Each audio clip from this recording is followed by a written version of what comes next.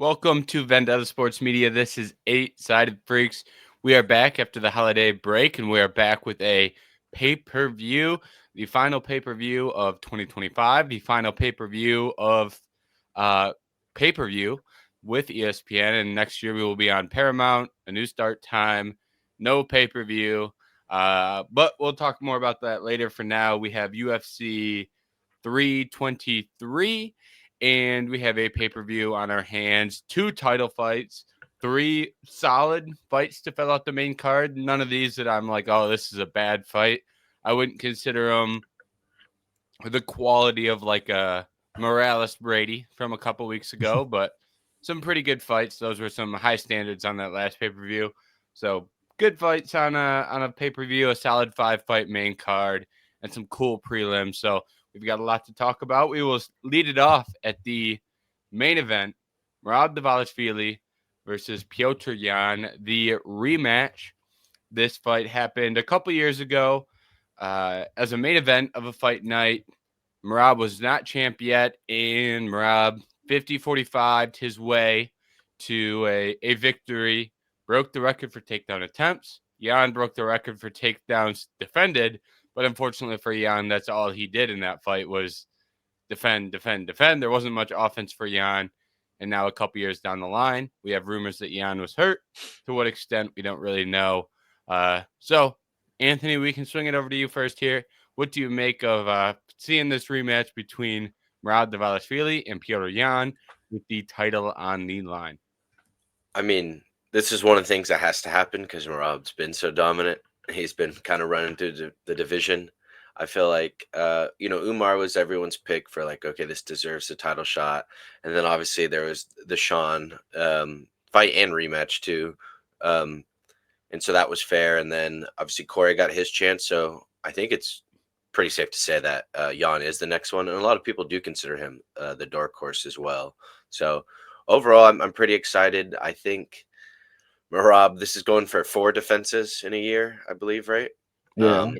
That's insane. So you got to commend him for that. And I think it's like I was seeing it's 4 in a year, and then like 5 or 6 in like a year and a half or something. So it's I mean, this dude, nickname is the Machine for a reason. So I'm hoping. I know we talked about it a little bit before. This fight's a little different than the first one. All the injury questions aside for Yan. So I just hopefully it's a better show and a little bit more competitive in this one. Yeah, I'm with you as well. Like the broken hand, we'll see, because I believe it was a broken hand is what he was out or said he had. So we'll see how it goes. But Petr Yan's side, he's looked a lot better. Like he went into that Merab fight on a 2-fight losing streak, lost the title against Aljamain Sterling in a split decision, lost to Sean O'Malley in a split decision, which I'll keep my bias out of it, but I think he won that fight. And then loses to Merab in just dominant fashion by Merab, which is what we've seen him as the champion. I'm curious now because he beat Song Yadong relatively easily, beat Davison Figueiredo, beat Marcus McGee. And the Marcus McGee fight was still, to me, was really weird. But that's why we're seeing him get the shot is he's like, I don't care who I fight. I just want to fight. He's game for anybody, anywhere, and did that and won that just in July, I think, this year. So from the Merab side, I'm excited to see what does this 4th title defense in the year look like? Is he still going to have the same gas tank? Is he still going to be able to push? And can he get the takedowns? Because, I mean, I think he went 11 for 49 on takedowns against Petr Yan, which that's not the most efficient by any means, but the fact that you're shooting 49 times, and I'm sure some of those 11 takedowns were, he got him down, Yan gets back up, and he takes him right back down type thing, because I think it was a 5-round fight. So I'm excited either way. It should be a fun fight, should be entertaining, and it's a good way to wrap up the last pay-per-view on ESPN. Yeah, I'm a fan of this fight, and I'm not exactly the biggest fan of rematches. But when you're looking at the state of the bantamweight division, Jan's kind of, I don't want to say being gifted a shot because I wouldn't necessarily believe that to be true, but he's kind of in an advantageous position because there's an active champion. If Merab wasn't so active, we'd still be waiting on Umar and Corey title shots. But thankfully, he's an active champion. He's doing his job. He's going out there fighting, and he just keeps winning to the point where Jan's really the only one left. And I think if Merab wins, we'd be looking at maybe another rematch against Umar if Umar beats Figueiredo. But like if you wanted to make a non-rematch, the highest ranked guy is Song Yadong, and Petr Yan just beat him.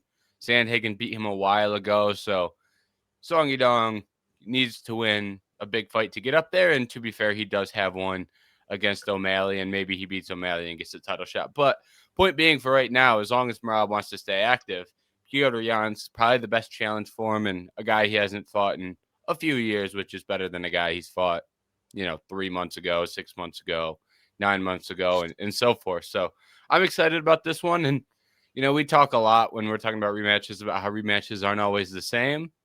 And, that doesn't necessarily mean Petr Yan's going to win, but I think we're going to at least get a much more competitive fight this time around.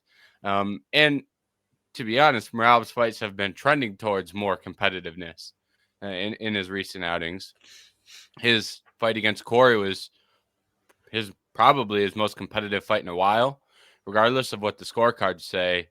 Sandhagen took round 1, almost got finished in round 2, and then rounds 3, 4, and 5 were all pretty close. If you want to say Merab won all 3 of those final 3 rounds, I'm not really going to argue, but they were all close rounds on the, when you're trying to decide who won those rounds. So we've kind of been trending towards a little bit more competitiveness with Merab, and I kind of think that is at least the result here. I at least think we get a more competitive matchup in between the two.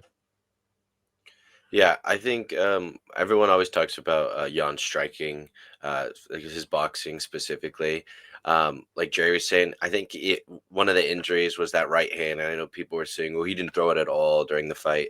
And I know James has talked about this too, of when you have a broken hand, everyone always thinks about the striking of like, oh, he can't strike as well. There's a disadvantage. But we've talked about before, there's also a disadvantage when it comes to wrestling and fighting off takedowns and everything that goes with it. It's not always just about striking. So I definitely would like to see Jan get going early. And it sucks too, because he's known to give up the first round and start slow, which, works for him because he can win a lot of these later rounds.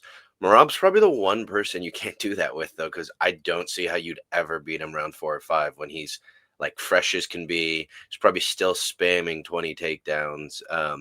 So I don't think that would be the best method of victory. I think Jan would probably have to try to catch him in the first 3. And we've talked that it's not like Merab's like incredibly durable. He can be hit. He's been hit before and wobbled. So I think while I do think Jan has better takedown defense, well, I can't even say that he showed in the first fight. I mean, he stopped like 30 takedowns or whatever, but I still think he has an avenue to try to keep this fight on the feet as much as possible. It just comes down to he needs to be more active. He can't be so hesitant and patient. Worried about getting taken down, because that's what happened the first fight. You were hesitant, not throwing, and you were still manhandled, with pressure for 5 rounds. So you might as well, if you're going to get taken down regardless, you might as well do it with you trying to throw and potentially land something. So yeah, definitely. And I mean, looking at the stats from it, Petr Yan only threw 155 strikes in total in that first fight, and Merab landed 207 strikes in that fight. So it was one that is like, I'm expecting Petr Yan to be completely different. I think James, do you have the odds pulled up? Because last time I saw it was like plus 300 or something for Petr Yan.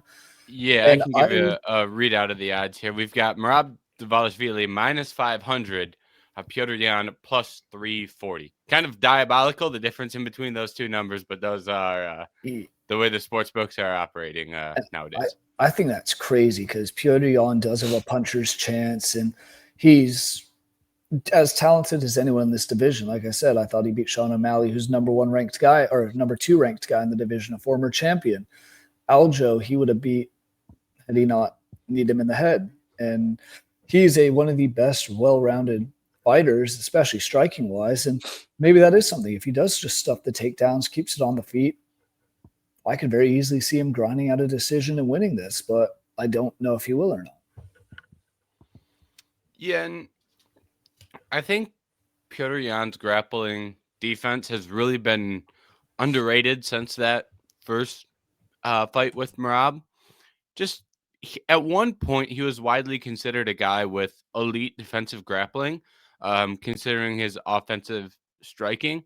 Pre UFC, everyone talked about the fights with, I believe it was Magomedov. I think it was Magomedov or Magomed, whatever Russian combination you're throwing together. I'd have to double check to get the exact specifics, but that guy is good and, had really close fights with Petr Mix for context. And he's one of the better bantamweights outside of the UFC. And then he gets in the UFC, does good from a defensive grappling perspective, goes in there with Aljamain in the first fight and just gives him nothing from a grappling perspective. And in the second fight, the only time Aljamain really had offensive grappling success, he did land a couple of takedowns, but his offensive grappling success came from getting to that body triangle and holding the body triangle for the rest of the round, basically. It was minutes of control from backpacks. And Aljamain's an all-time great guy when it comes to getting that body triangle and controlling around with it. That's something Merab just cannot do. Like, that is the one part of his grappling game that it's just like Merab doesn't really have that because it's just the way his body is built. If you look at Merab and Aljamain, they're just completely different shapes of humans. Like, if Merab could put on a body triangle, he'd probably, I don't know if he'd ever lose. Like, he might not. But his legs are just too short. And when you see him try and work hooks, like, he was holding on to O'Malley's waist from the back for minutes at a time in those fights, but just can never get to the body triangle. And I think that's an important aspect here because that just allows Petr more opportunities to work up and more opportunities to scramble. And it kind of makes working back to your feet much less risky because the risk of trying to get back to your feet isn't getting your back taken. It's him getting to your back and then taking you down again. And then you're right back where you were. So as long as you don't gas out from doing that, all it's going to be is the stats are going to say he landed, 35 takedowns when in reality, you're just going up and down with him 5 times in a 30-second span, and we're inflating the numbers. So from an actual way the fight can play out, I think that's a big thing for Yan, and I think his defensive grappling as a whole has become quite underrated, especially at this stage of his career. Unfortunately for judges, though, I think if they see someone get sat down, that's apparently means that's like the same as 3 knockdowns to them. But yeah, we'll see. I think, I mean, I had to go with Corey in the last one because that's my guy, and I've been rooting for him for 2.5 years to get the shot. So I figured for me to then all of a sudden pick Merab would be kind of weird, but it's tough because we're gonna speak about it next too. But Pantoja and Merab are kind of the two people I'm just gonna keep choosing them until they lose instead of trying to pick the upset because that seems harder. But while I do see Jan, the potential for same thing. I keep picking we keep giving O'Malley and Sanhagen, I guess a little bit more with the variety of striking and the kicks and stuff as reasons to why they might be able to meet Merab. And then I tune in and I just watch Merab never get tired and wrestle someone and don't get the finish because he's kind of boring for 25 minutes. And so I'm probably going to be definitely picking Merab in this one. However, with that line, like you guys mentioned earlier, I will be putting some on Jan, though. Plus 375 is pretty insane. Oh, yeah. I'm definitely going to be putting some on Jan, and as I will be on Josh Van as well. But I think this is going to be entertaining just because of the fact that Petr Yan has nothing to lose. He can go out there and it can't be any worse than the first time again fighting Merab. Do I think he necessarily gets it done? No, I just, like Anthony, you said, I'm not going to bet against Merab until I see a major difference and a major change in him. But fighting 4 times in a year is very difficult for anyone to do. Yeah, and I don't know how you guys feel about this, but I've been trying to pull stats on this kind of while we've been talking, and I really haven't gotten anything great. But is it just weird? Do you guys feel like Merab has been attempting less takedowns, and he's been more willing to strike with people in like distance striking exchanges, because that's kind of the way that I have felt. And I don't know if the numbers really reflect it because of that, get up or land the takedown, and one takedown turns into 4 mat returns. And next thing you know, you've got 50 takedowns on the slate. But I think he's just become less desperate for the takedown, which I don't think is great for him because, Sandhagen, for example, they struck for minutes at a time without offensive takedowns from Merab. But then once one comes, it can kind of be minutes of grappling at a time. So it's kind of in between the grappling exchanges. I think the periods of striking are getting longer, which I think every single time that gets wider, I think it kind of presents his opponent with more opportunities to win rounds or just straight up knock him out, because Merab does get wobbled, but every time he gets wobbled, like, guys don't really go for the finish, and he just gets wobbled and slowly recovers. But there's been points in multiple fights recently where you see Merab get hit and then he kind of wobbles a little bit and you're like, hey, he's hurt. So I think that's kind of been a trend. I don't know if that's just something that I'm maybe going crazy and seeing, but that's at least been something that I've personally been noticing. And I don't really think the stats back that up, just the way we record takedowns. And I mean, I just have the stats pulled up from Merab's last few fights. He had 20 takedowns on, I think, 37 attempts against Corey Sandhagen. He had 5 takedowns against Sean O'Malley, 7 against Umar, 6 against O'Malley in the first fight. And those are his last 4 since he's been on that title reign. And I can't quite remember that Umar one because that was back in January. But I do say that rematch against Sean, I remember him standing a little bit for a couple rounds there until he kind of took him down and subbed him. And then in that Corey one, like you said, James, too, we were joking about a lot of those being like mat returns. He probably only had about 6 or 8 takedowns, yet they marked him down for 20. But so even then, and I mean, give or take, I guess you got to count the ones he's missing too. But I also remember too in that fight, it was a lot of he was really, and give or take, he also did clip him in the second. So I'm sure that gave him more confidence to strike. And Corey was recovering a little bit throughout the rest of the fight. But I mean, I can see if he's getting some more confidence in his striking, and like you mentioned, he might shoot 20 takedowns, but it's like 5 of those happen in the span of like a minute, and so like the other 4 minutes of the round, technically, or maybe not the full 4 minutes, but like there's at least still 2 or 3 minutes where you're gonna be on the feet.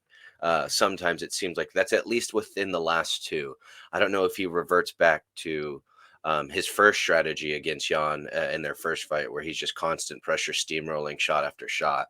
But to your point, I do agree. I mean, if sometimes wrestlers fall in love with their hands.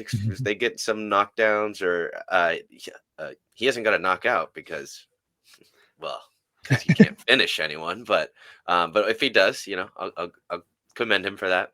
But sometimes when wrestlers fall too in love with their hands, that is when they get caught, or they can get messed up. That's just a bad game plan, and I don't know if I would really want to start really trusting my hands against Jan. So, and I think that's something that we saw, and I'll just go off the Sean O'Malley, the last fight against O'Malley he was kind of standing up, and O'Malley looked like he was getting confident.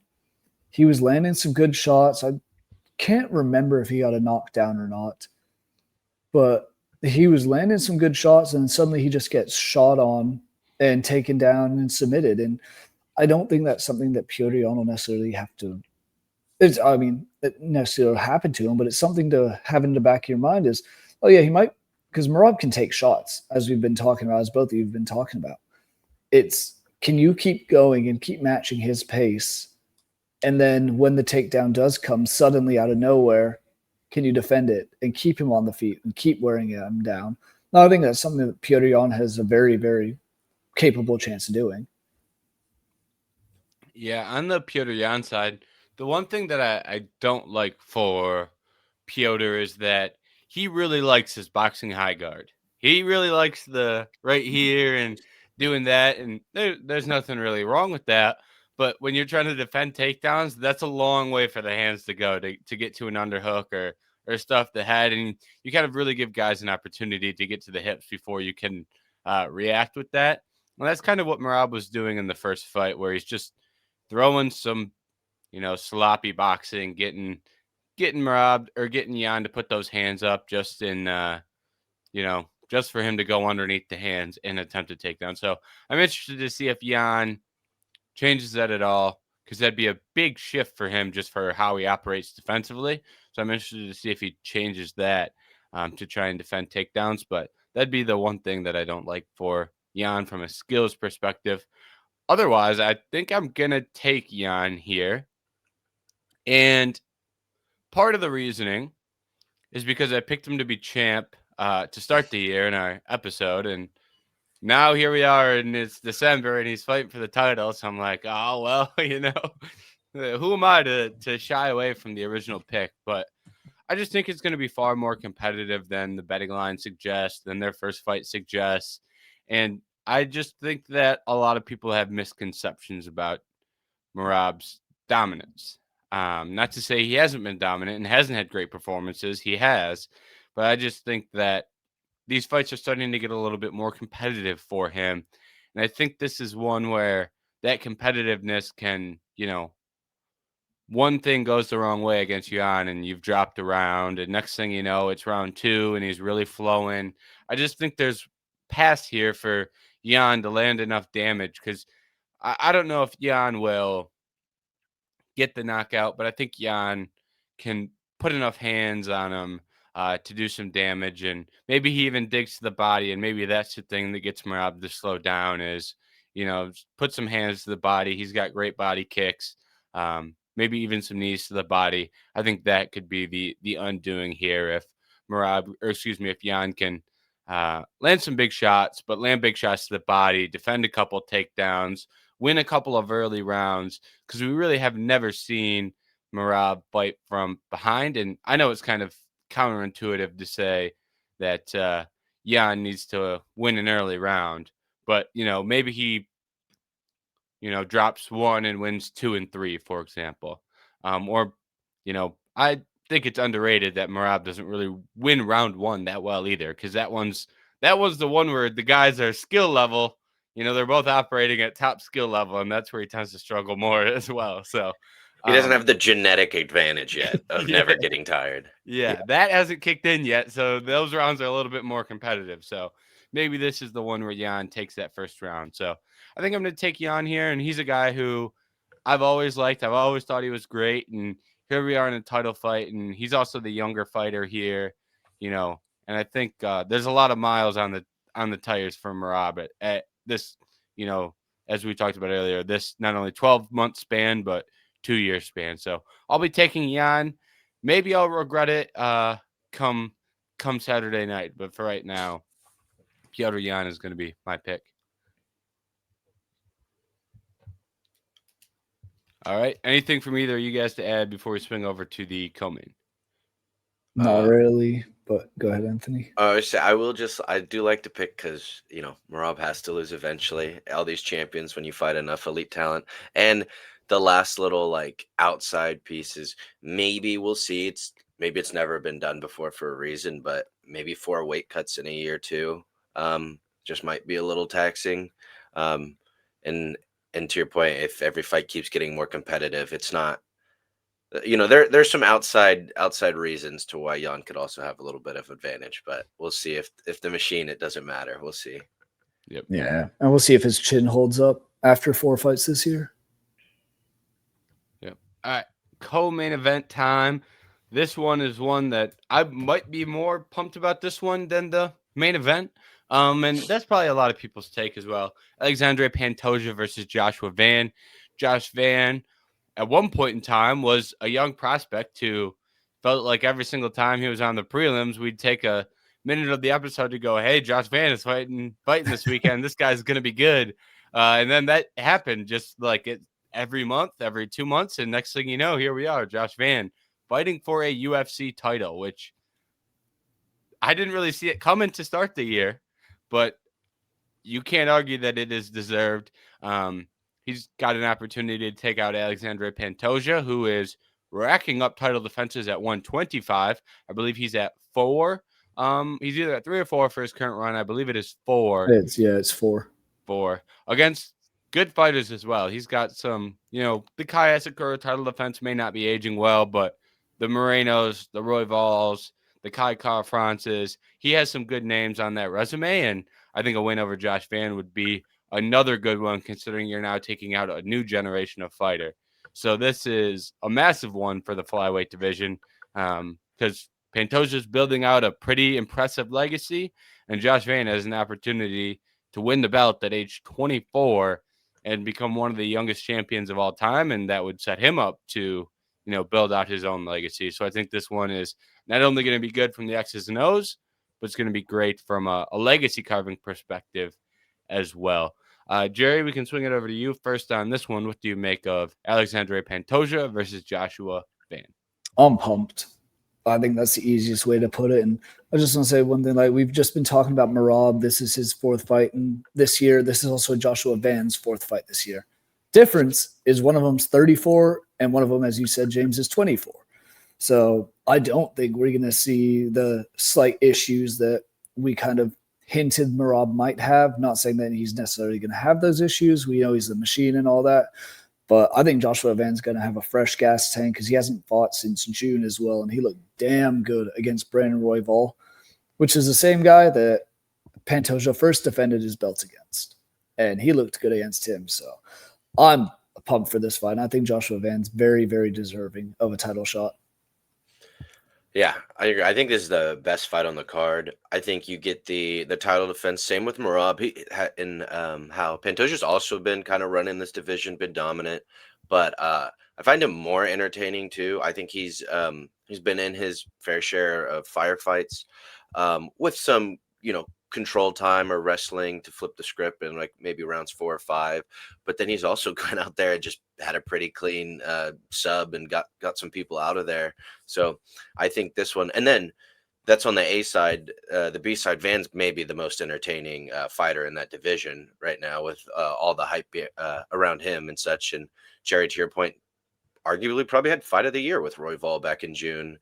I'd have to see the full list again of some of the fights, but I think this one is like we said, some fresh blood, the new generation of fighters, and Josh Van against one of the champions that's been one of the most dominant over the past couple of years and is probably should be climbing his way up to maybe not GOAT status, but within the all-time ranks, some of those type discussions. So I think this one should be a whole lot of fun, and we'll see.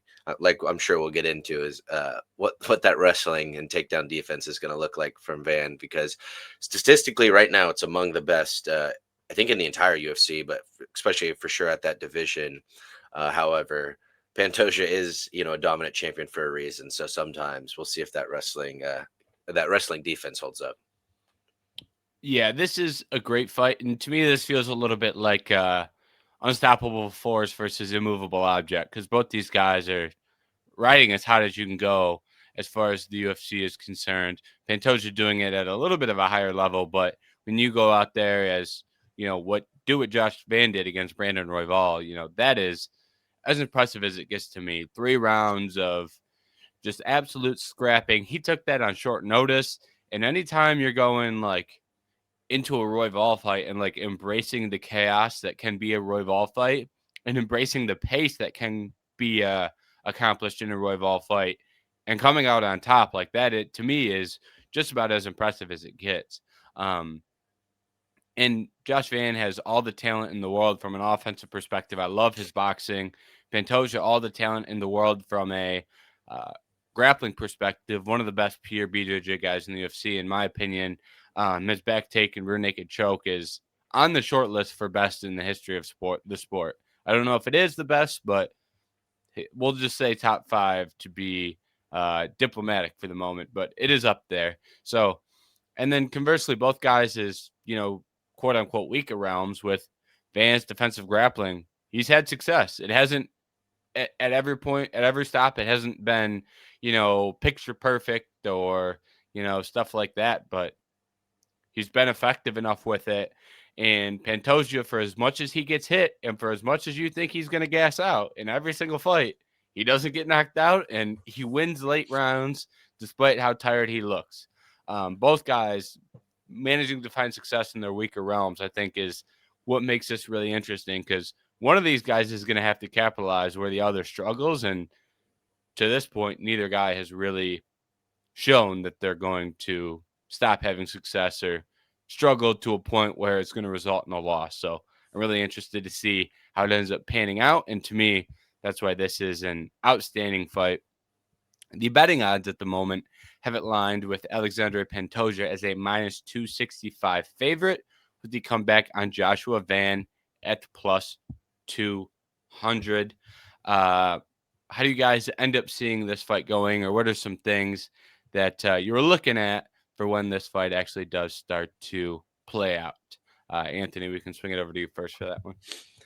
Yeah, it's just tough because, like I said, Pantoja's the one. I've been picking him pretty frequently. I don't know if I think besides maybe that Moreno fight, I might have chose Royval too, though. But at least in the last three, I've had Pantoja, and it's been a pretty winning formula. I've liked what I've seen. Like we always say, the cardio concerns are huge. The age is getting up there, yet the durability still has standed the test of time so far. However, he hasn't fought someone like Josh Van. Even though Josh Van's not the craziest power puncher, the power he has mixed with the amount of volume and the precision on his strikes is a bit concerning. I was tempted. I was definitely Pantoja earlier this week. A little bit recently, I've been feeling more of a maybe Van can get it done with some of the takedown defense, with his boxing. I'd like. We always ask for this from UFC fighters to go to the body and actually work the body, and I think Van has the potential to do that, and that will only should, if we're already having cardio concerns for Pantoja, ideally around 4 or 5, that body work should be, coming to fruition. But like you said, James, Pantoja a couple of times has just willed himself to a win, even though he's gassed. And that usually comes in the form of a quick takedown in round 5 and then kind of backpacking or having some sort of controlled time. So I think I haven't fully decided yet, but I'm still excited for the upside of Van. With his athleticism, his elite striking and everything, his boxing. But I can just see, as much as his takedown defense has looked good so far, all it takes is maybe one takedown, say round 2 or round 3 from Pantoja. He takes the back quickly, and it could be over just like that for Van. We saw how quick Pantoja did against Kai Kara. I think it was round 3. But as soon as he got that back, that choke, you knew that choke was in for sure, and that was the fight over. So I still think, as much as I like the upside of Van, I can still see that method of victory for Pantoja, pretty confidently can definitely happen. Yeah, my question for Van is, we haven't really seen him be tested against a grappler. Like Royval obviously has great jiu-jitsu and is a solid grappler, but he didn't attempt a single takedown in that fight. They stood and just threw hands the entire time. Pantoja's not going to do that. Pantoja, if he's losing on the feet, will go for a takedown at some point and attempt it. Can Joshua Van stop it? I think the answer is yes. I'm taking Van in this fight, and I think it's one that I think he'll be able to stop. Not all of the takedowns, but if he gets taken down, I think he'll be able to get back up and cause some issues. Like I think, James, you said, going to the body, causing trouble with the striking and just letting his youth show. Because I think there's a 10-year difference between the two of them. And that's pretty significant, as we've talked about. Whatever is it the over 34 or over 35 curse? 35. 35. So there's also that aspect. He's not there yet. That's what I was wondering, because Merab's 34 too. I thought about bringing it up in the last one. Merab has timed his 4 fights in a year to beat that turning 35 mark pretty efficiently. He's gotten on his horse before turning 35, so credit to him on that. I agree. You guys have both brought up body work, and I think that's going to be the deciding factor for Josh Van. And obviously grappling matters as well. So I'm not making it seem like that's unimportant. But I think the one thing that a lot of guys haven't done against against Pantoja is attack the body relentlessly. Royval talked about that being something that he finds as a path to victory for Van this week, is attacking that body. And Royval was kind of talking about himself and how he didn't do it. And when you look at those two Royval fights, Royval has the first fight where it's just absolutely chaotic. Pantoja looks like he's about to gas out, and then he latches onto that rear naked choke and finishes that fight. And it looked like Pantoja had about 30 seconds before he was going to have a heart attack out there with Royval. This was pre-title and all that. They eventually rematched for the title, and from kind of what I'm partially from what Royval has said and partially from watching the fight, kind of felt like Royval was just waiting for him to gas out. Because in the first fight, it's like, well, he almost gassed out in a minute and a half. Now I've got 5 rounds to work with. So if I can just survive those early rounds, he'll gas out in the later rounds, and that's when I really turn it on. And that kind of happened in the 5th round. Royval had a good 5th round there, but it wasn't enough. And I think that's a great example of that's kind of what Van needs to do. But in those early rounds, if you're digging to the body, you can really turn up that ability to make Pantoja gas out and the ability to make him tired. Because if you can do that, now his takedowns are twice as easy to defend. Because defending a non-tired Pantoja's takedown, that's difficult just with how physical and how big he is. But if he starts to get a little slow, a little sloppier from being tired because you hit him in the body 20 times in the first round, next thing you know, those stuffs are coming a lot easier. And then one stuff turns into 3 stuffs, into 5 stuffs. And then the next thing you know, he just spent a bunch of energy attempting takedowns, has nothing to show for it. Then you start punching him in the body again. So I think that is the route for Josh Van. And I've always said with Pantoja, the durability is great, but he's getting hit in the head, and eventually one day he's gonna go out, and he's gonna go out bad. Maybe it's not Saturday, maybe it's I've said this every time as well. Maybe it's not this weekend, and it hasn't been this weekend yet, and maybe it's not this weekend this time.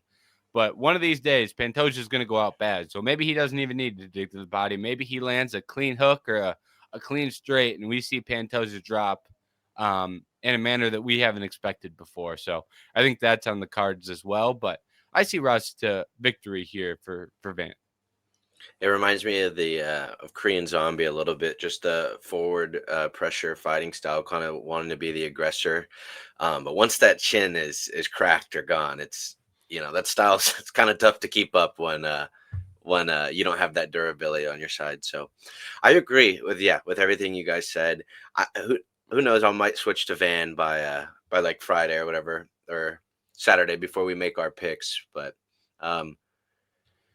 overall, though, I'm just excited, especially from a flyweight fight too. I think the Van Royval one put a lot of people on, or got more casual fans excited and stuff. So I'm happy for this one. I think this is at least on paper the best fight on the card, and I think it could be one of the better fights of the year too. So I'm excited for the flyweight division, and I'm just excited to see Pantoja possibly add another one to his legacy, or Van just truly pull off one of the craziest ascensions while being entertaining too that's happened in the UFC in a while. And if that does happen, I really hope. I think the UFC can push him in a way to where they can have some star power in the flyweight division. Yeah, I think something else that I don't know if we've really mentioned at all is how often Joshua Van really throws. He lands, I think it's somewhere around almost 9 strikes a minute, and that's something that Pantoja hasn't seen, at least in his last 2 fights. His last 2 fights were relatively easy, straightforward against guys where he was able to take him down and go. Joshua Van just throws, but I guess what's the saying, punches in bunches, and he'll just go and go and go and go and go. Landed over 200 against Royval, landed like 150 or so against Bruno Silva in the fight before, and that's something that I think his energy is just going to keep going and help him get a win. Yeah. And I gave my case for Van, but I actually am taking Pantoja here. So I might have maybe hid my cards a little bit. But point is, I do think it'll be competitive. I think Van has clear paths to win here. But I think I will end up taking Pantoja here just because I think the size is really going to be interesting here when we see them in there with each other, because Pantoja's big for the weight class and Van is small. This is the one weight class where, you know, it kind of can be interesting, the size difference, because there is no 115. And not to say Van would be fighting at 115, but the small amounts of, 5 pounds means more here than it does at 205, for example. And I think when they're in there, I think there's going to be a little bit bigger of a size discrepancy than I think people are expecting. And I think that will translate to the grappling. And the other thing that scares me with Van is I think Van, for as good as he is offensively, I think he really puts defense aside. And that's why his only loss in the UFC is a random knockout against Charles Johnson. Like, that's a fight that he was winning, was going to finish, and he got clipped and got put down. And Pantoja is not a better striker than Josh Van, but if you're getting put down by Charles Johnson, if Pantoja hits you clean, he's got a path to win this fight by knockout as well. It's probably not his cleanest path to victory. It's probably not his clearest path to victory, but Josh Van's chin is one that, for as much as I love him, I think that may be something that is a concern, or will be a concern, considering how often he fights, how often he gets hit. And we're putting him in there with Pantoja for as lethal of a submission finisher he is. He hits hard as well.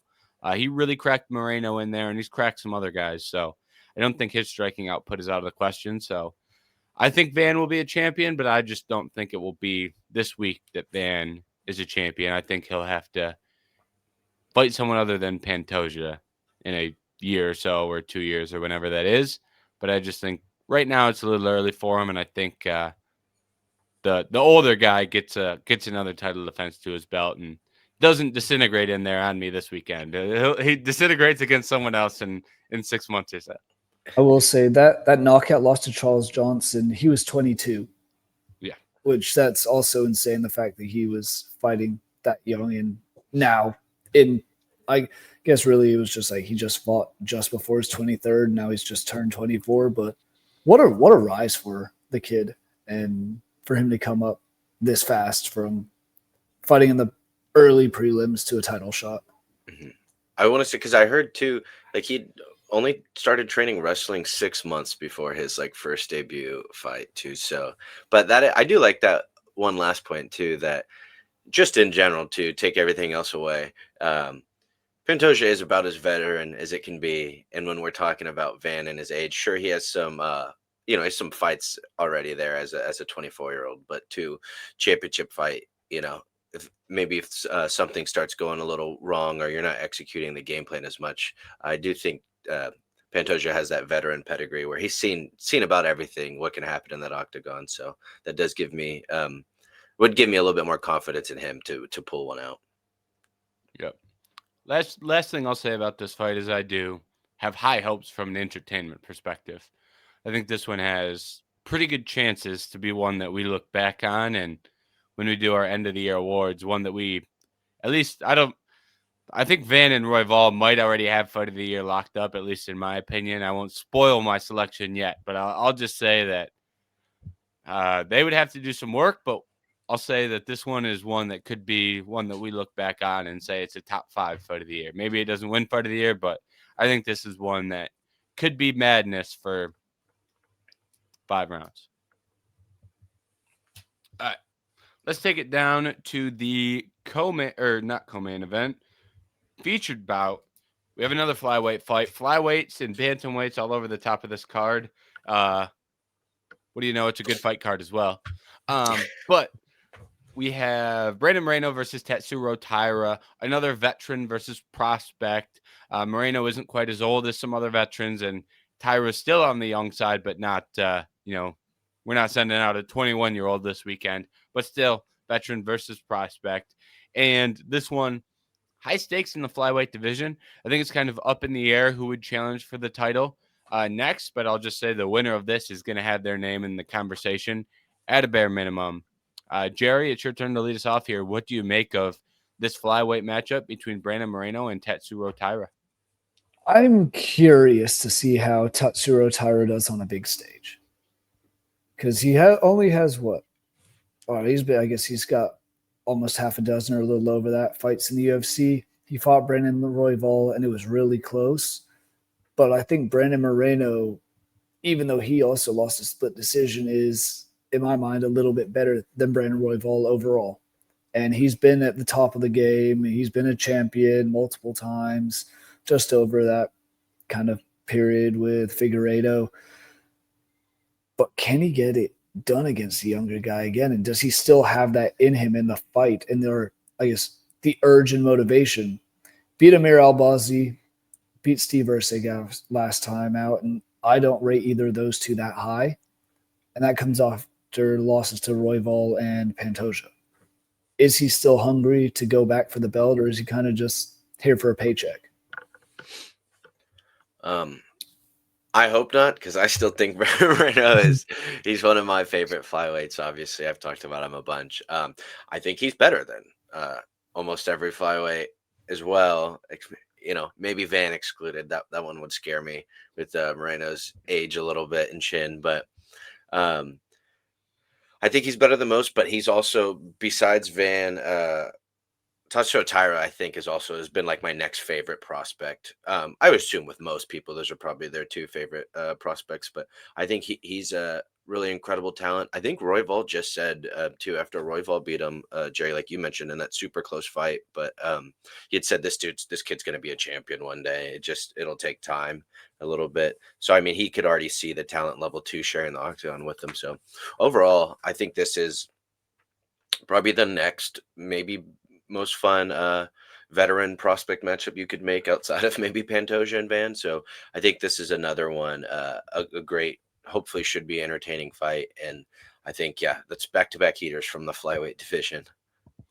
Yeah, betting odds have it lined as a close competitive fight, plus 102 on the Brandon Moreno side, minus 130 on the Tatsuro Taira side. And I'm really interested to see how this one plays out, because Taira, I think, is a top-tier prospect. Prospects don't get much better than him.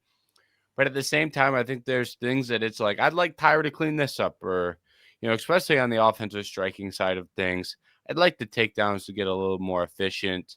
So there's some things in there that for Taira, for as much as I like him, there's some improvements that need to be made to help him go from a top 10, top 7, maybe even top 5 fighter to a top 3, top 2, top 1 champion level fighter. There's a handful of things he needs to improve, and that's why the Royval fight was one that he lost, because he needed to clean up those areas. And that was the fight where he learned he needed to clean up some areas.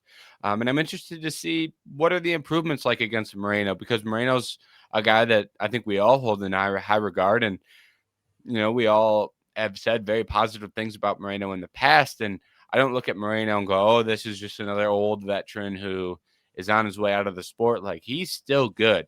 That last fight against Amir Albazi, he looked good. Very, very good.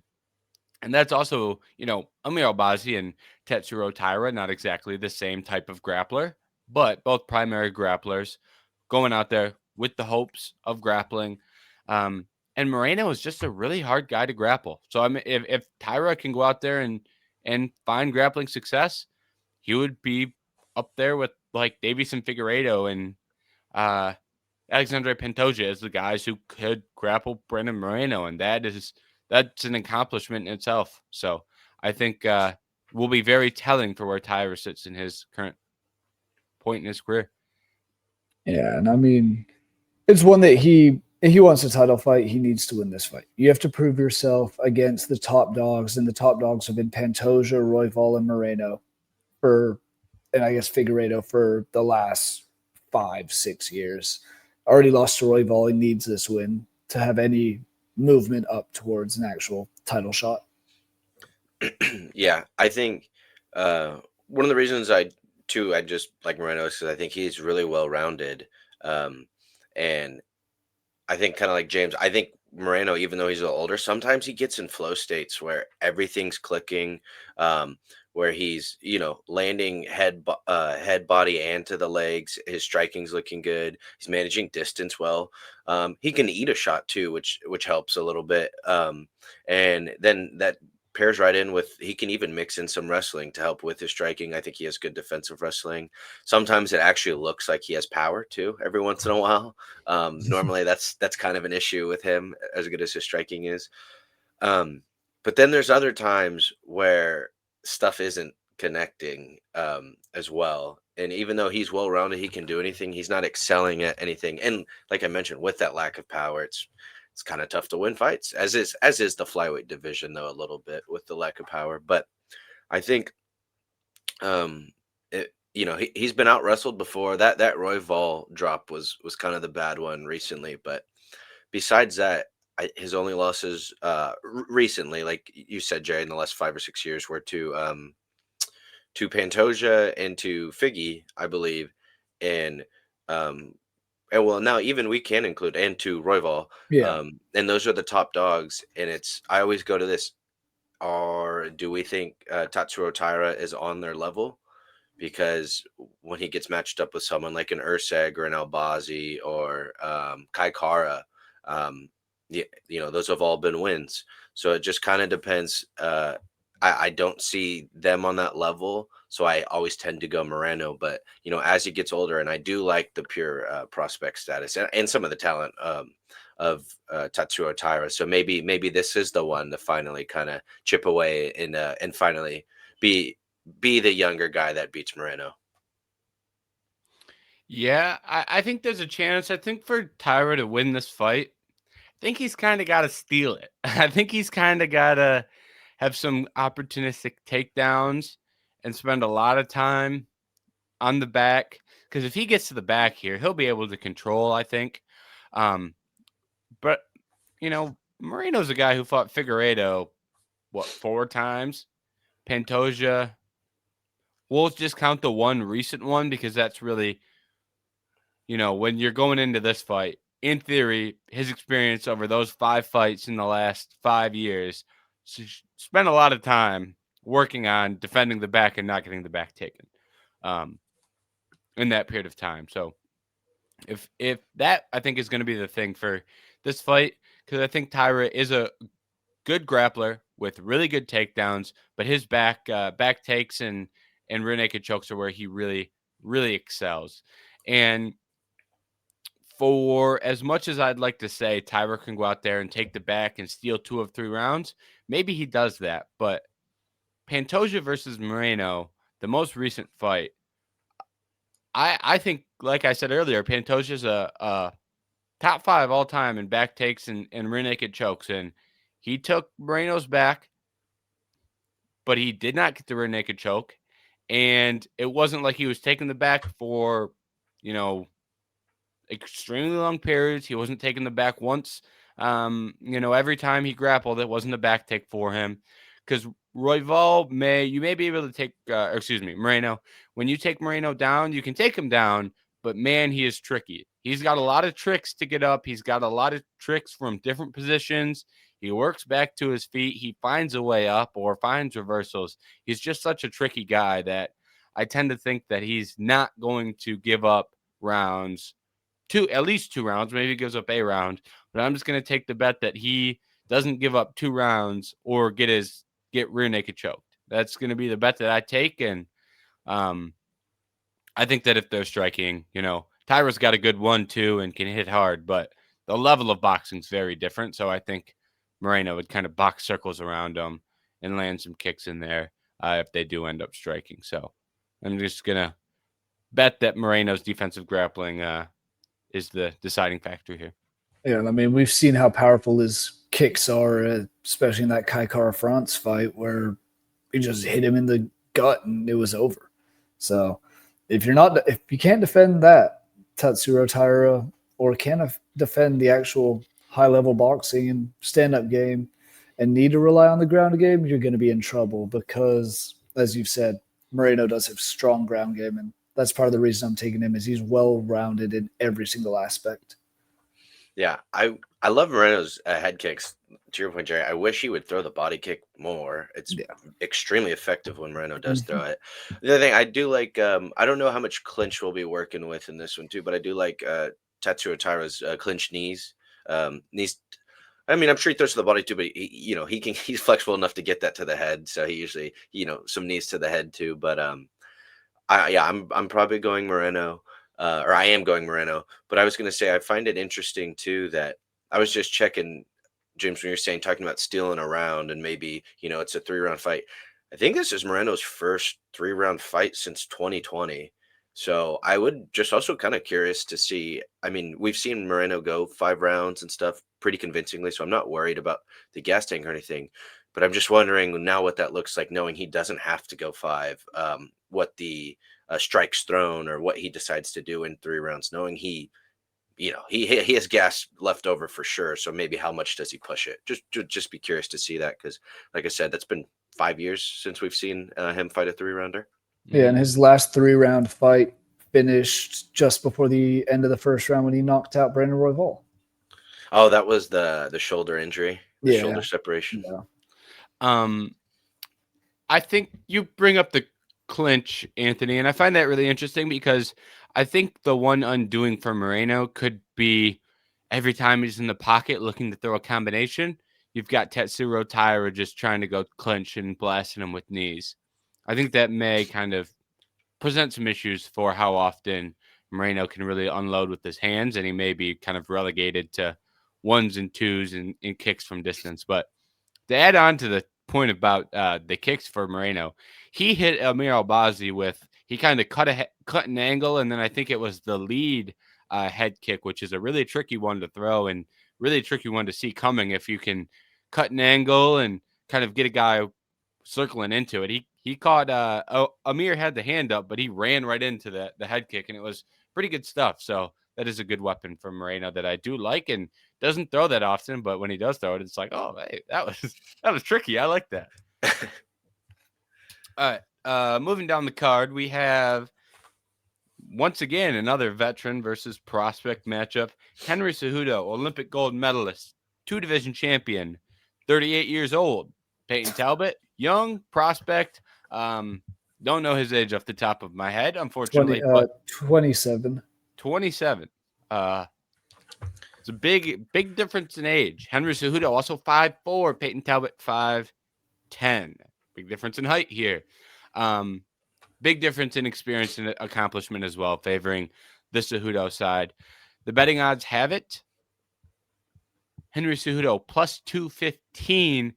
Payton Talbott minus 290. It was Cejudo plus 200 at one point, so it has been moving towards the already sizable favorite, Payton Talbott.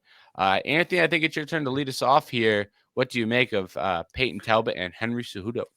I thought it was an interesting booking, just in general when this fight was first announced. I mean, I think, I'm a big Payton Talbott guy since he was training out of Reno and been watching him, before his first fight and stuff, and in his first fight. And besides that one little setback against Barcelos, I mean, it's been pretty fun, pretty entertaining, and also showed some talent that can develop here.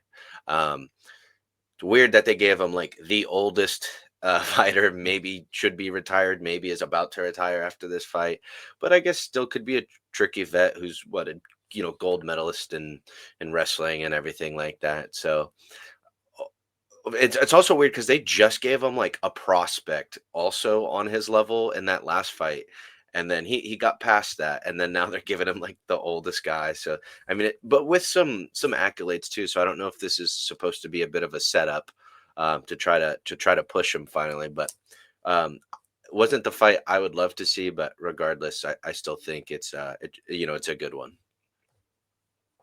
Yeah, and going off here, it does sound like he said he's going to retire after this fight, which when you're already looking out the door, we saw what happened with Dustin Poirier against Max Holloway, and I could see something very similar here. I also feel like, as you said, Anthony, this is a weird matchup. I feel like it's a little forced as you're giving Payton Talbott, the guy who you want to be that next guy to make a run up and become a star. It seems like you're force feeding Henry Cejudo to him to kind of like, oh, this guy's already getting out of the UFC, but he has all of these accolades that you mentioned, James. And it's like, oh, I've now beaten Olympic gold medalist, 2 division champion. Oh, put me up in the top 5, 10 already. So. Yeah, I think this is definitely forced and early for Payton Talbott. But to me, this is kind of like, all right, Henry comes to the UFC and says, hey, want a retirement fight. They didn't want to give Henry another fight.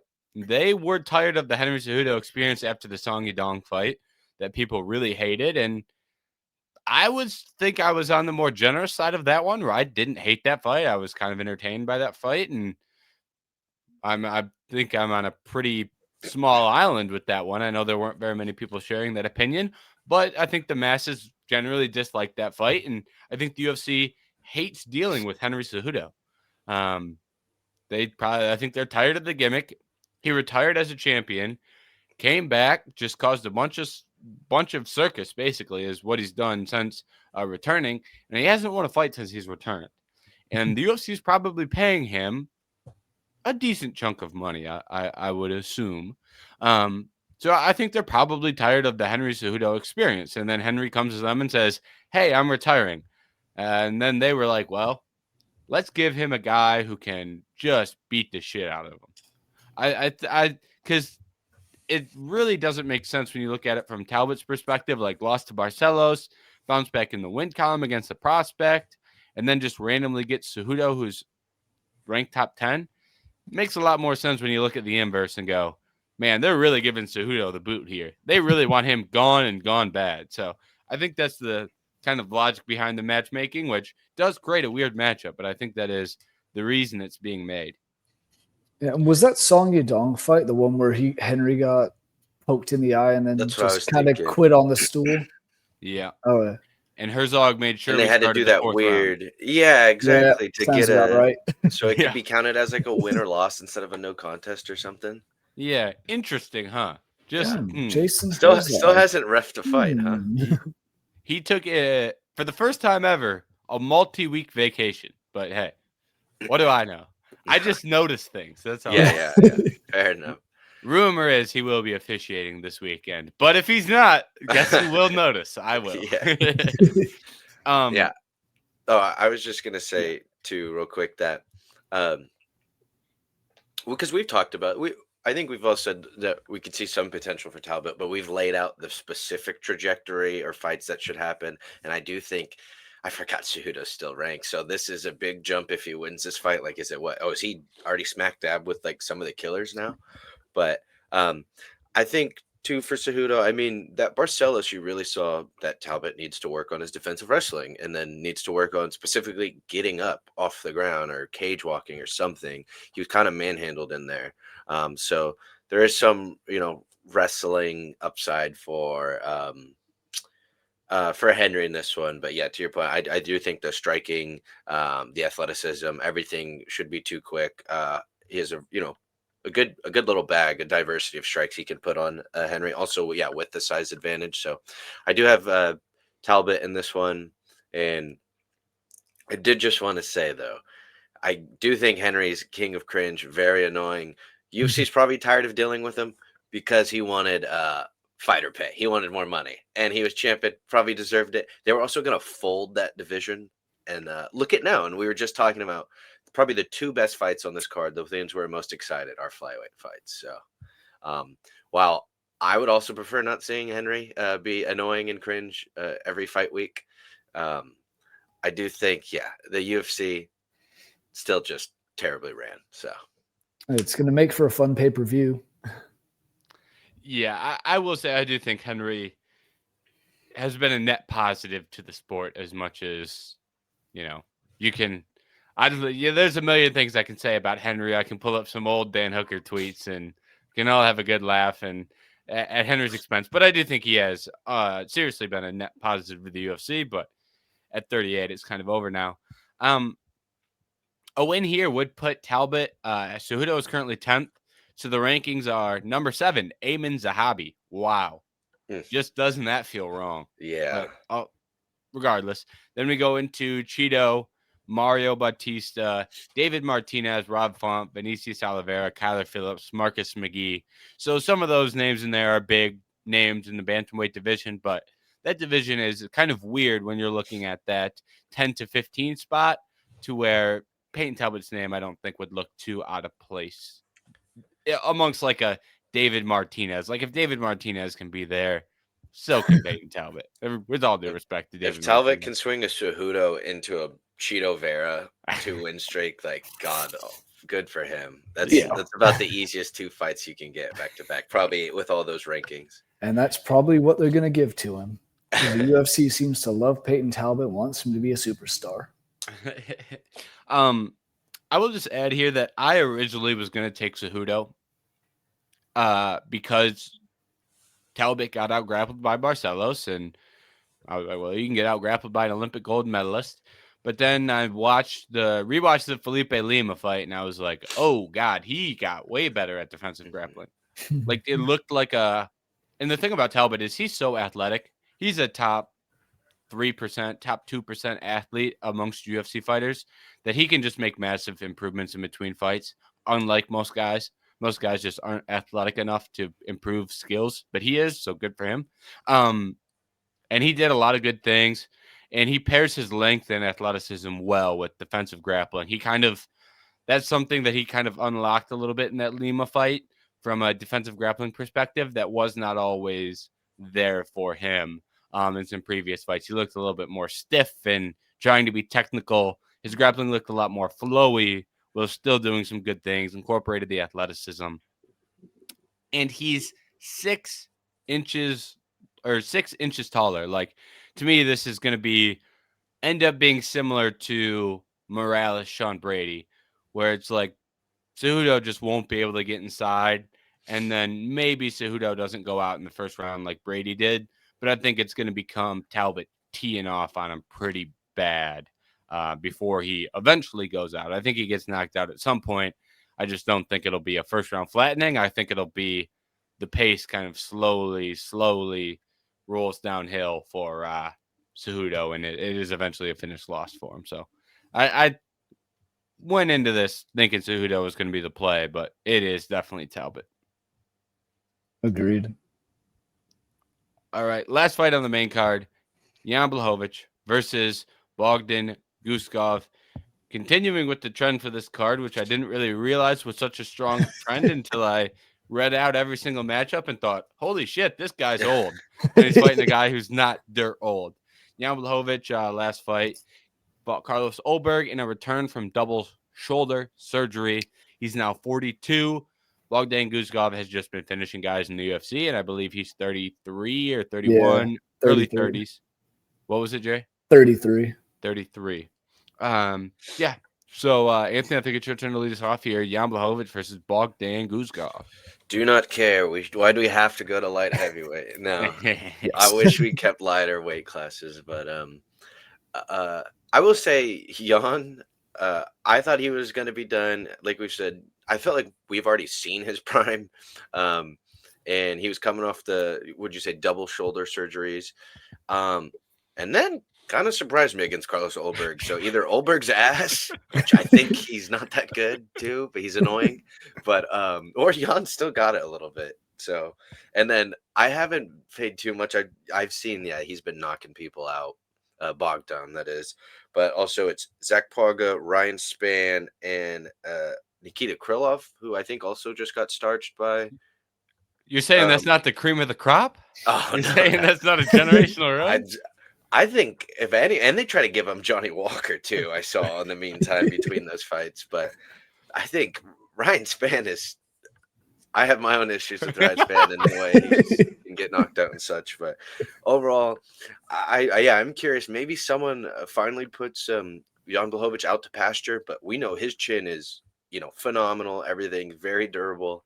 So it could be a little vintage, just 3-round decision from Jan, or I will put some respect on Bogdan if he does get a knockout here. I do think, even though old, Jan is a sizable step up from the past 3 opponents. Definitely a huge step up, but can Jan at 42, how's his chin going to hold up? And like you said, he did look a hell of a lot better against Oldberg, just especially after double surgery. But I don't know. I feel like this is another one where I'm taking a young guy just to kind of beat the brakes off of him and maybe send him into retirement. Who knows? Maybe we could have a triple retirement on this card. Maybe. I hope Moreno doesn't retire, but yeah. I'll be taking Bogdan Guskov as well.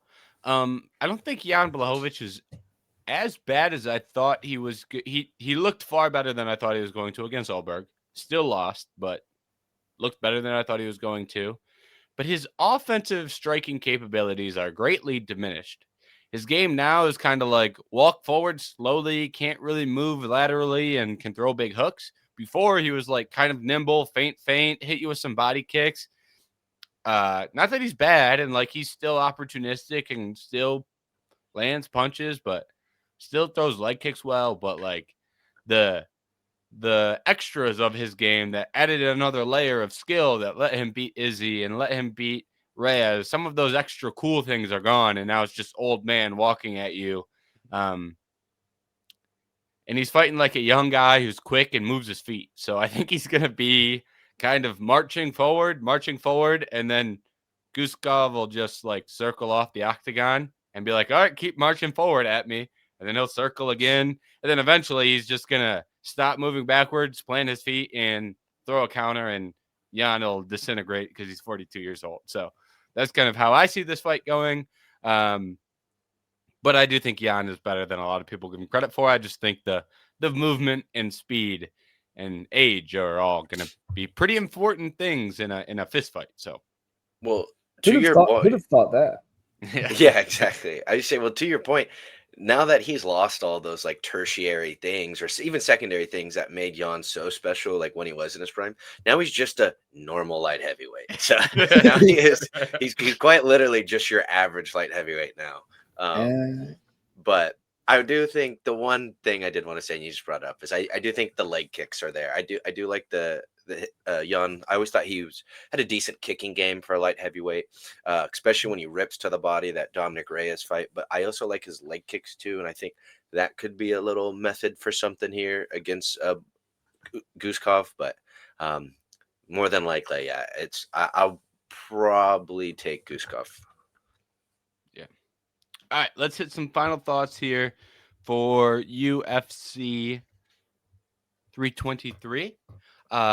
Jerry, you can lead us off here. Final thoughts on the prelims. What stands out to you aside from the main card?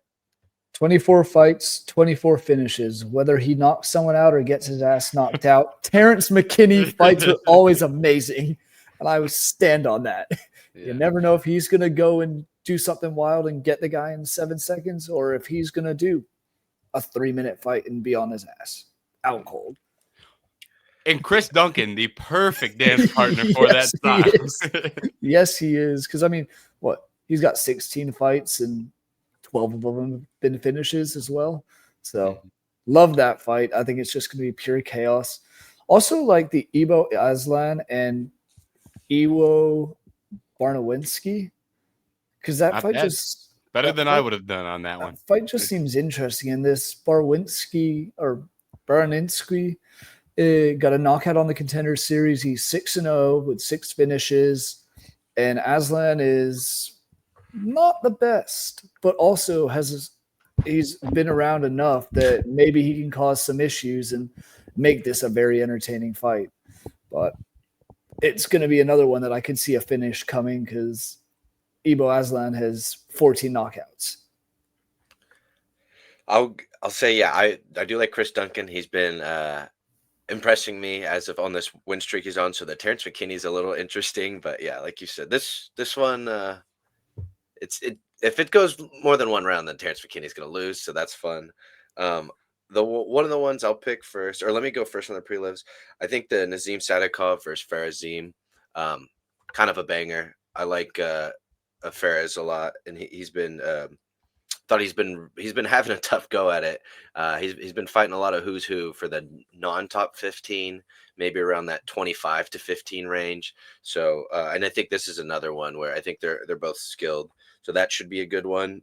the opening on the prelims. And then just a shout out for Jalen Turner back from retirement, it seems. It's funny they gave him Edson Barbosa, obviously legend, all that stuff. Once the oldest, like someone that might retire anytime soon. Yeah, they give someone coming off retirement someone that might retire after this fight. So that's just an interesting little setup. But ideally could be a fun striking matchup. You know, Edson's not as quick or doesn't have it like he used to, but he's always down for you know, a good little point scrap, if anything. But I think that one should be a little bit fun striking. And the last one, I'll just shout out Macy Barber. Still rooting for her. She's fighting Korean Silva, so I think you could do a lot worse in the women's division. So I think overall that's a pretty good one. Yeah, maybe Edson Barbosa will complete the trio of, or will start the trio of retirements. We're going to see a lot of gloves in the octagon before the night's over. Yeah, I agree. I want to add on to the Jalen Turner one. I love Jalen Turner. I've always found him entertaining. Always thought he was good. But I went to UFC Kansas City this year. Prates and Ian Gary ran into Jalen Turner at ceremonial weigh-ins. The nicest guy I've ever met in my whole entire life, Jalen Turner.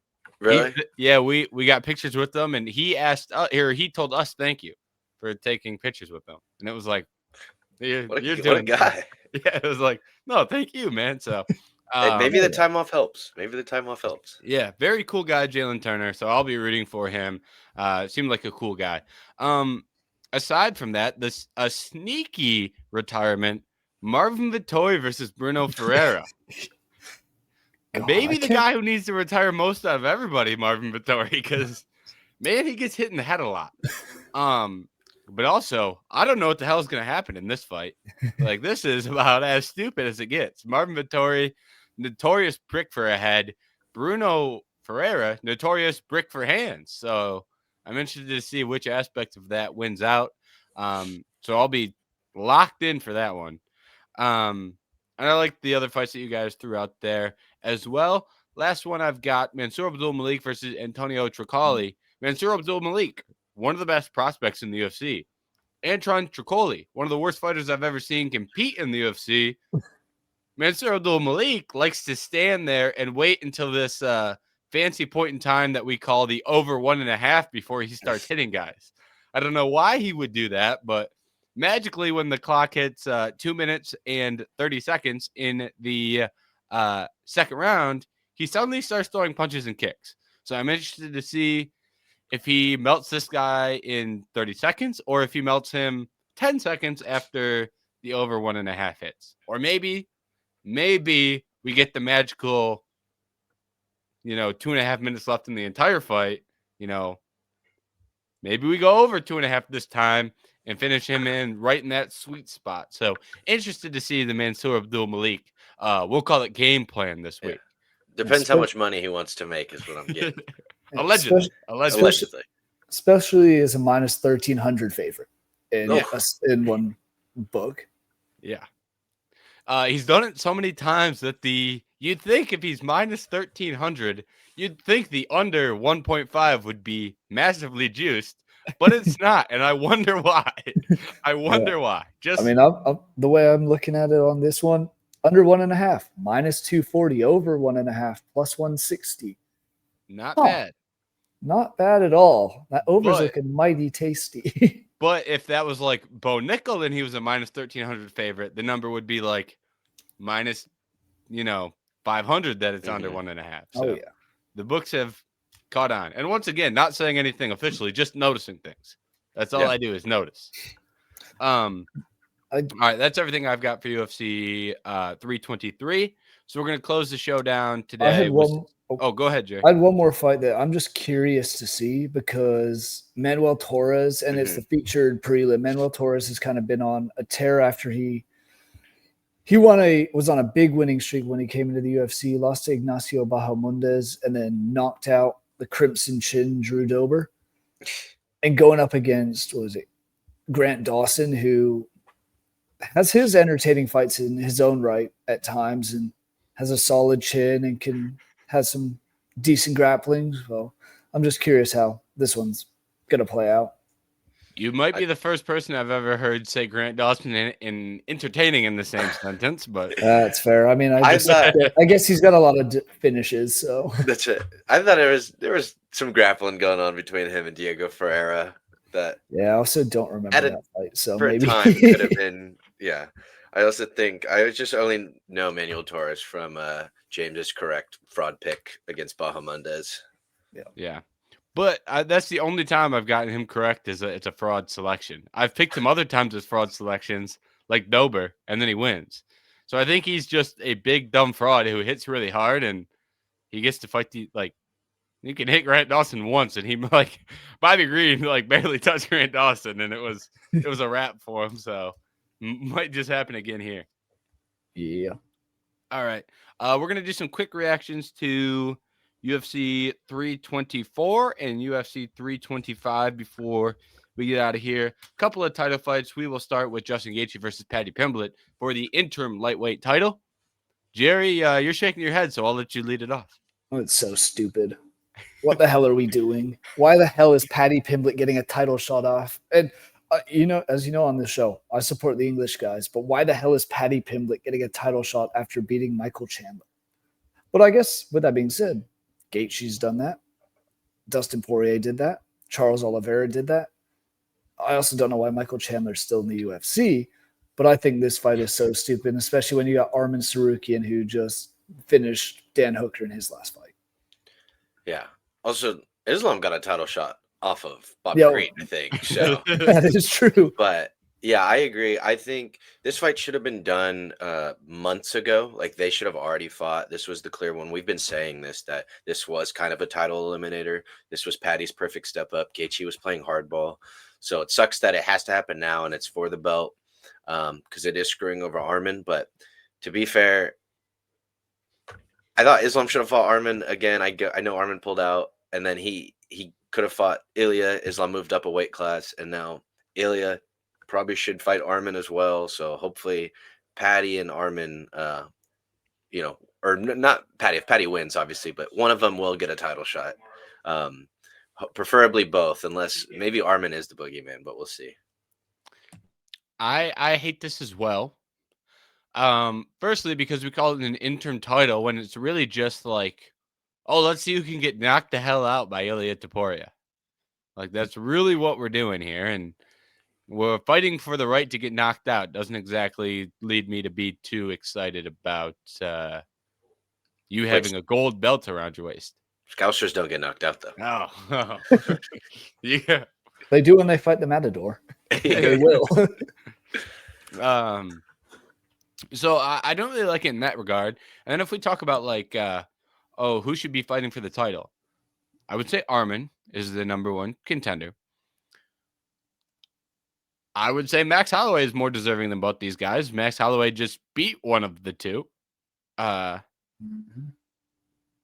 we sure Charles Oliveira isn't also more deserving than both of these guys? Maybe he is, maybe he isn't. So I don't even think we're getting close to the two most deserving lightweights here. Gaethje beat Fiziev since he got knocked out by Max. That's all he's done. Paddy Pimblett, the guys that he is beating are old and not winning fights. The Paddy Pimblett run is truly one of the craziest things I have ever seen. I mean, you're not impressed by Tony Ferguson, Bobby Green, and Michael Chandler? Tony Ferguson's his most recent fight, Salt Poppy. Yeah. Undefeated. Yeah, streak begins. That is true. So it's just wild to me that in a division as talent rich as the lightweight division, we couldn't have him at least beat a fraud. He could only beat old guys. We couldn't have him take out Moicano, or you know what I mean? I guess Chandler kind of counts, but it's bewildering to me that this is the thing that we need to do and call the best in the sport. So, because why was Arman fighting Dan Hooker, not Paddy Pimblett? And as I'm saying, why was Paddy Pimblett not fighting Dan Hooker? Yeah, that makes way more sense than Arman fighting Gaethje or Holloway or even running back with Oliveira. Was that Arman still hadn't fought since he pulled out? Was that Yeah. the first one back? That's Yeah. probably he needed to probably get back in good graces. But I do think that Patty Hooker would have been a better fight. Well, he got back in good graces by getting a finish and still didn't get a title shot. Yeah, Dana hates him, so he's screwed. Could you imagine if they would have done Armin and versus Patty? Like that was like that. God forbid would never be booked. No. Mhm. But all right, co-main event: Kayla Harrison, Amanda Nunes. Anyone excited? Yeah. I mean, it's better than any other women's bantamweight title fight we're gonna get. It's kind of Fair. the same thing. Okay, so we should get rid of the division. Is the Maybe. I I mean, mean, I'm not totally opposed. At this point, I'm not gonna say that, but like, who else would you want to see Kayla Harrison defend her title against? Yeah. And I also do find it funny that we just could not have this be the main event. So they were just like, all right, get an interim title fight to put above it on the card. That's like, I think that's as telling as it needs to be. Last thing I'll say on this card is they did fill the rest of it out with some fun fights. Yeah. Sean O'Malley, Song Yadong, Arnold Allen versus Gene Silva, Davison Figueiredo versus Umar Nurmagomedov, Waldo Cortez Acosta versus Derek Lewis. Go. Yeah. That's what the UFC is doing. The positives when you get to the I'm sorry, I was gonna say my goat's gonna get knocked out by Derek Lewis. Though. No, he won't. No, he won't. No, he won't. No, he won't. Also, No, he won't. another one that's interesting that I think was announced today or yesterday: Rose Namajunas and Natalia Silva. That's crazy because I don't know why Natalia isn't fighting for the title, but she's agree. gonna beat the hell out of Rose. She's gonna beat Rose up bad. 100%. At least they're giving us one entertaining women's fight. That is true. But I do think for the flaws of the UFC, I think they did do their thing with the mid-card matchups on a lot of these events recently and upcoming. That's kind of where they're doing the right things, is your O'Malley's versus your Song Yadongs, your Morenos versus Tairas, Brady versus Morales. Those are where they're hitting their home runs at the moment, I will say. Then you fall asleep for the title fights. That was the first card in January. Yep. Yeah. Okay. Our first card on Paramount. Yeah. I didn't realize how good those the rest of the card was. I did enjoy all those fights. Yep. All right. Last reaction here. We have the following week. There is another. I guess it's not a pay-per-view. It is a numbered event. We are going to Australia. Alexander Volkanovski versus Diego Lopez. Anthony, you can take the lead on this one. Yeah, I saw this one caused a huge stir. I thought Lerone should have got it, or for sure Mofsar too. I thought there were two clear options. They went back to the Lopez well. I'm not as up in arms as like some people are. But yeah, I definitely thought I thought it should have been Lerone after what he did. I don't know. And then you always have Mofsar there. And I still think Mofsar should be fighting for a title. I get the whole boring thing, but you got to give it to him eventually too. So I just thought they had two clear options. It's weird they went for the rematch. I don't know if they want Volk out of there, but Lopez touched him one time in 25 minutes. Like he couldn't find him. And as much as I was like blown away, I was like, oh, is this prime Volk performance? I think it was more Lopez not knowing how to find Volk the whole time. So we'll see. The power aspect is still there. Sure, he punches chance. He could get one. And he's still an incredible fighter too. I mean, he did just beat Gene Silva, who everyone else wanted to fight for the title, I think is what people are forgetting though. He did just beat most people, maybe a lot of them were casual fans too more, but the number one guy that people wanted to see fight for the title. So that's why I'm not as like up in arms about it, but I do think they went for like the third option when the two main options were staring right in your face. Yeah, we have two guys who got wins off spinning back elbows, Diego Lopez and Lerone Murphy. One of them in this fight before got absolutely clapped by the guy he's now fighting again. And then obviously Movsar Evloev. I'm not pissed off about it. I'm still going to watch the fight and enjoy it, but I don't think Diego Lopez is deserving of a second title shot. Yeah, when we talk about up in arms, I am up in arms about this one. I just think it's crazy that Lerone Murphy is sitting right there being like, I will take the fight. Like, it's not like he's got a torn ACL and can't fight. He wanted the fight. He was thrilled about the fight. And not only like he fought Aaron Pico, hot, like he took that fight on short notice. A lot of people forget because Movsar Evloev pulled out. So Yeah.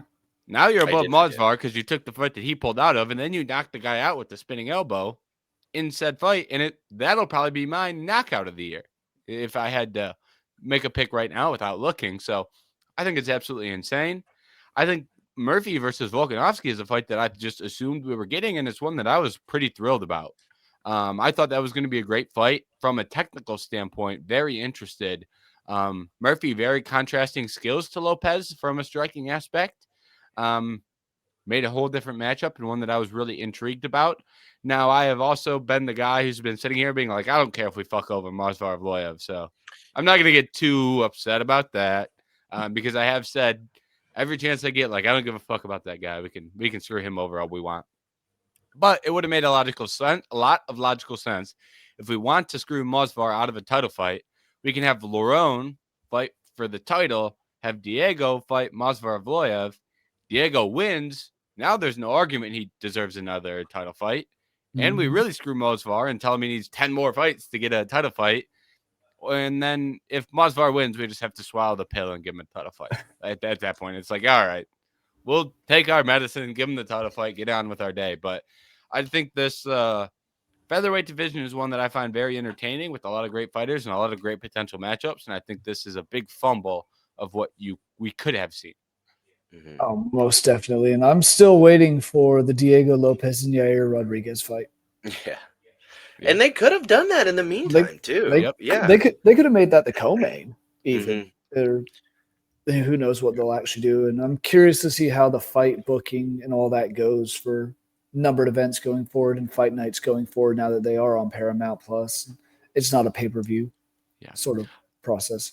I will say I'm very interested to see the card quality of 325. It's an Australia pay-per-view, which are notoriously not great, aside from a handful.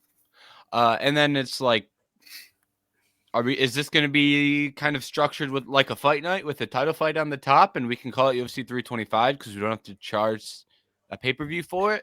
They've done it before too when they were even charging. Yeah, that is true.